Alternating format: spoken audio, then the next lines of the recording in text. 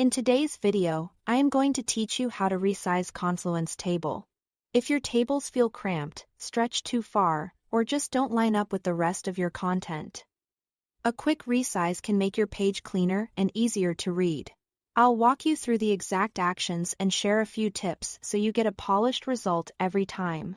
First, open the page that contains the table you want to adjust, and enter edit mode by clicking the pencil icon in the top right.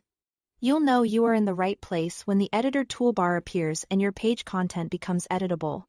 If anything looks locked, double-check that you are in edit mode before continuing. Next, click anywhere inside the table. This tells Confluence you want to work with the table itself. When you do, look to the far right edge of the table for a vertical resize handle. It's separate from the internal column borders and it controls the width of the entire table at once. If you don't see it immediately, hover your cursor near the outer right edge or zoom in a bit, so the handle is easier to grab.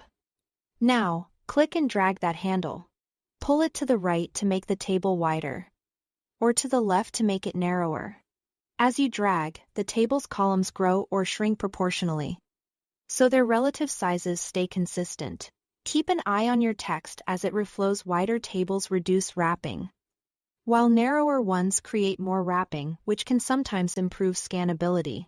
If you go too far, simply drag back until the width feels balanced. And if you make a change you don't like, you can always undo and try again. As you resize, you'll see vertical guidelines appear. These guides help you align the table with other content and snap to standard widths. Aim for the centered width if you want a tidy, readable layout that matches most pages. Choose wide to give your data more breathing room without overpowering the page. Go full width when you need maximum space, like for larger datasets or complex comparisons. You'll feel the handle snap into place at these guides, which makes consistent alignment effortless. That's all there is to it. Thanks for watching.